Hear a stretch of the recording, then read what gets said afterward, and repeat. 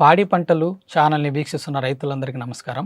నా పేరు doctor D Tirupal, శాస్త్రవేత్త, ఉద్యాన విభాగం, కృషి విజ్ఞాన కేంద్రం, పెరియవరం, వెంకటగిరి నందు పనిచేస్తున్నాను.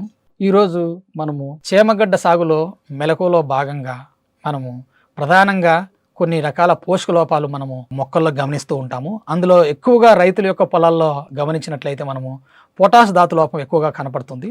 ఈ పొటాష్ ధాతు లోపం వల్ల ముదురు ఆకుల్లో చెట్ల యొక్క మధ్య భాగము ఇర్రెగ్యులర్గా ఆకుల్లో పసుపు రంగు, గోధుమ రంగు మచ్చలు ఏర్పడము, అలాగే చెట్ల ఆకుల యొక్క ముదురు ఆకుల యొక్క అంచుల భాగాలు వాడిపోవడం, ఎండిపోయి క్రమేపీ చెట్టు అంతా వ్యాపించడం జరుగుతుంది. కాబట్టి వీటి యొక్క నివారణ చర్యలు తగిన సమయంలో తీసుకోవాలి. సిఫారసు చేసినటువంటి మోతాదులో ఖచ్చితంగా పొటాష్ ఎరువులను వేయాలి.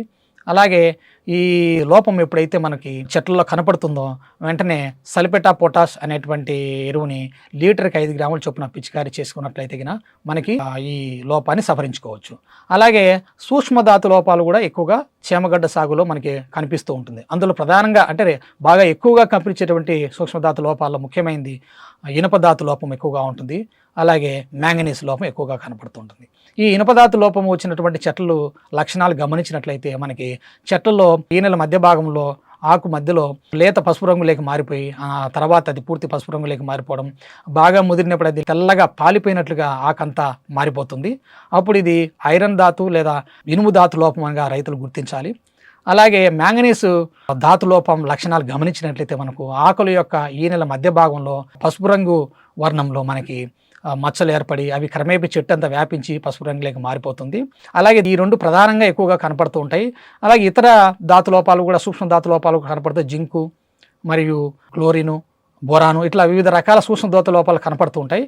ఈ ఏవైనా సరే ఈ సూక్ష్మధాతు లోపాలు ఏవి కనపచ్చినా కానీ ఈ అన్నిటి యొక్క లోపాలు సవరించడానికి రైతులు IAHR బెంగళూరు వారు ఉత్పత్తి చేసినటువంటి ఆర్కా కూరగాయల స్పెషలు లేదా ప్రైవేటుగా మనకి మార్కెట్లో అందుబాటులో ఉన్నటువంటి ఫార్ములా 4 అనేటువంటి ఎరువులని తీసుకొని మనము 1 లీటర్ నీటికి 5 గ్రాముల చొప్పున కలిపి పిచికారీ చేసుకున్నట్లయితే ఈ సూక్ష్మధాతు లోపాలన్నీ కూడా సవరించుకోవడానికి వీలు పడుతుంది. అలాగే ఈ చేమగడ్డ సాగులో మనము తగిన రకాలను ఎంపిక చేసుకోవటము, సరైన సమయంలో తర్వాత మనం సస్యరక్షణ చేసుకోవటము, అలాగే ప్రతిపాదిత మోతాదులో ఎరువులను వాడడము, అలాగే మనకి ప్రతిపాదించినటువంటి దూరంలోనే చెట్లను నాటుకోవడము లాంటి జాగ్రత్తలు తీసుకున్నట్లయితే మనకి ఈ చేమగడ్డ సాగులో అధిక దిగుబడి సాధించడానికి రైతులకు అవకాశం ఉంటుంది. ఈ అవకాశం ఇచ్చినటువంటి పాడి పంటలు ఛానల్ వారికి నా ధన్యవాదాలు.